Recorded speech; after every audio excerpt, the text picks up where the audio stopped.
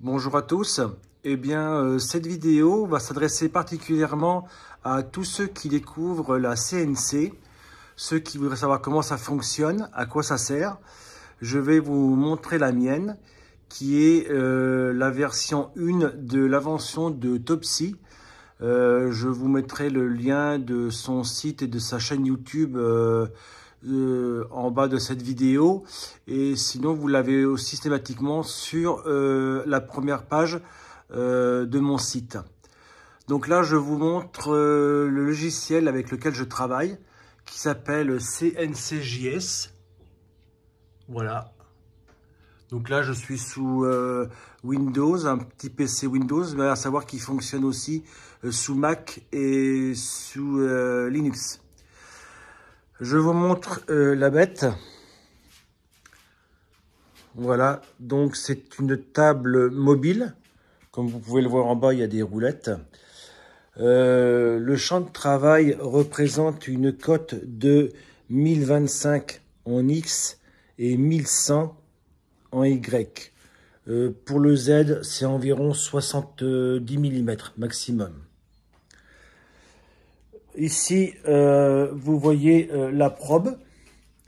Je ferai une vidéo spécifique là-dessus et pour vous expliquer son fonctionnement et à quoi ça sert. Mon petit pupitre de contrôle où on voit la vitesse de la broche. 500 watts, matériel chinois, je ne vous précise pas. Son interrupteur on-off, son variateur de vitesse. Ça, le bouton sécurité relais. Je vous expliquerai le pourquoi, à quoi ça fonctionne. Et la prise jack femelle pour le branchement de la probe. Le plateau, c'est du MDF, dans lesquels vous voyez les trous, et par en dessous, j'ai des sortes d'écrous prisonniers qui se visent dans le bois, qui me permettent de mettre ce genre de vis, c'est du 8, pour y fixer mes taquets de blocage pour les planches avec lesquelles je veux travailler. Ce sont des vis sans fin, si je ne dis pas de bêtises, à 4 filets.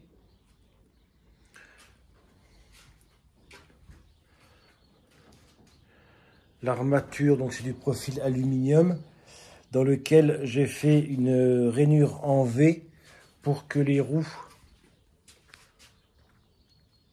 puissent y loger correctement. Alors je ne sais pas si on voit le côté des roues, mais elles sont légèrement, voilà, biseautées. Là, on le voit bien. Voilà. Ici, j'ai installé le coup de poing d'arrêt d'urgence 220 volts qui alimente toute la machine, sauf le PC qui est totalement à part. Ici, la prise pour le réseau, car le Wi-Fi ne passe très mal. Ici, un interrupteur et sa prise qui pilote mon aspirateur. Ici, l'interrupteur mode laser ou broche. Et en bas, l'interrupteur qui sert à éteindre l'ordinateur. Ici, vous avez toute la partie électrique de la machine. L'alimentation 12 volts qui est dédiée uniquement à la partie commande pilotage. L'alimentation 12 volts et son système de drive qu'on appelle un driver qui alimente la broche. Je vais vous montrer ensuite le plan électrique de l'ensemble et tâcher de vous expliquer son fonctionnement. Retenez simplement que ce petit interrupteur que vous voyez ici en rouge n'est pas du tout sur le schéma. Je l'ai ajouté après et il me sert à couper l'alimentation de la carte Arduino qui se trouve derrière pour éviter d'avoir les moteurs constamment sous tension lorsque je m'en sers pas et lorsque aussi que je ne veux pas couper le jus entièrement sur la machine.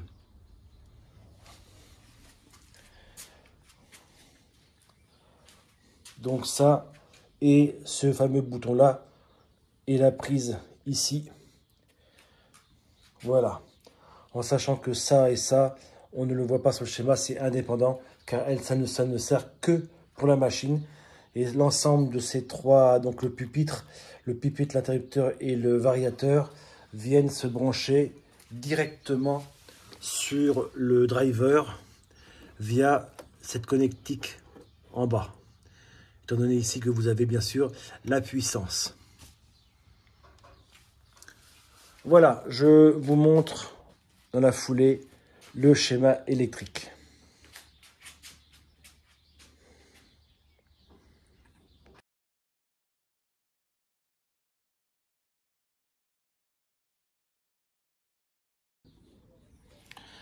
Donc le schéma, carte Arduino sous GRBL 1.1. Ça c'est important à retenir par rapport aux branchements qui vont se trouver ici. Relais, micro-relais en 5 volts continu. Relais 12 volts continu que j'appelle le Finder, car c'est la marque Finder. Le petit bouton que je vous ai montré sur le pupitre, qui est blanc mais rouge sur le schéma. Le laser. La prise qui alimente la Makita et l'autre prise en parallèle qui alimente la broche. La prise et l'interrupteur de l'aspirateur. L'alimentation 12 volts dédiée à l'ensemble.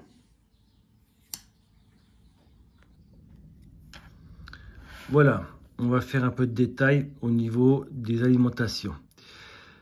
Ici, vous avez les sorties et les entrées de l'Arduino. L'entrée pour la probe, qui est ici, va se brancher sur cette broche-là qui s'appelle SCL de mémoire et GND. GND, le moins. Les fins de course, Y, XZ sur Y-, X- et spin end.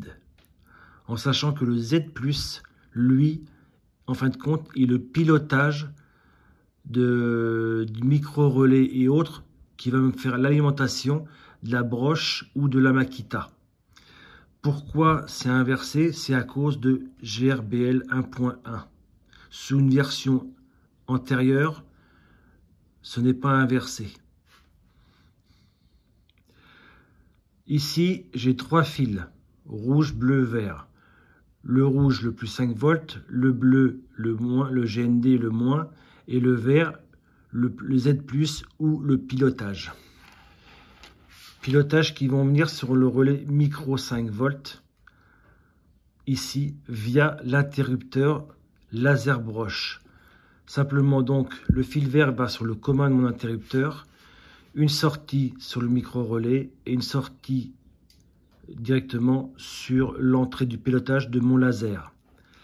Les fils rouges et bleus sont directement les alimentations qui viennent de la ligne 12 volts continue ici. Donc j'alimente l'Arduino là, j'alimente mon laser en direct là avec son pilotage et ici j'envoie un plus 12 volts sur un contact NO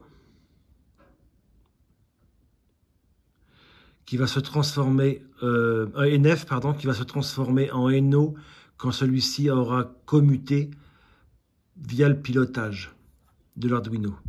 Donc quand le travail est lancé, lui se ferme, le courant passe, j'amène mon fil vert sur l'entrée d'un contact NO. Je ressors de mon contact NO pour venir sur la bobine du relais et qui va repartir directement avec le moins sur l'alimentation. En parallèle de ce contact NO, j'ai le fameux petit bouton poussoir relais sécu qui est rouge en réel, qui est blanc en réel mais qui est rouge sur mon schéma. Ça veut dire que lorsque le travail sera lancé, le courant, lui, il va être commuté, le courant va passer, mais tant que je n'aurai pas appuyé sur le bouton, le courant ne pourra pas arriver à la bobine. Une fois que appuyé sur le bouton, le courant passe, mon relais va coller, et comme il colle, mon contact NO va se fermer. Et à ce moment-là, le courant va passer par le contact traverser la bobine et revenir par le moins. C'est ce qu'on appelle une auto-alimentation. À quoi ça sert? Simplement, c'est que s'il y a coupure de courant et que le courant revient au bout de 2-3 secondes, le matériel ne pourra pas se remettre en route tout seul. C'est-à-dire que si vous avez les mains dedans à ce moment-là, à tout moment, la fraise risque de se remettre à tourner toute seule et bonjour les dégâts. C'est pour ça que j'ai rajouté cette sécurité relais ici. Ensuite, comme le relais est collé, là, j'ai récupéré le 220 volts de mon alimentation. Je rentre dans mon relais, je sors de mon relais, je viens alimenter la prise là pour l'aspirateur. Cet interrupteur sert simplement, lorsqu'il n'y a pas de travail, à emmener directement la phase sur la prise de l'aspirateur pour que je puisse nettoyer mon poste de travail sans que l'Arduino, elle, soit alimentée. Voilà, tout simplement.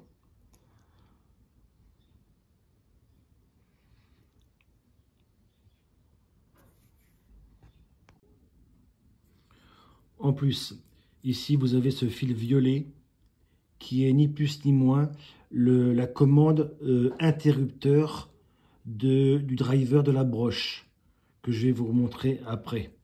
Donc vous avez simplement, si vous partez, admettons, du driver, du common driver, vous passez par le contact du relais Finder, vous ressortez et vous allez sur l'entrée interrupteur de driver, ce qui permet de mettre hors circuit aussi la commande du driver de la broche.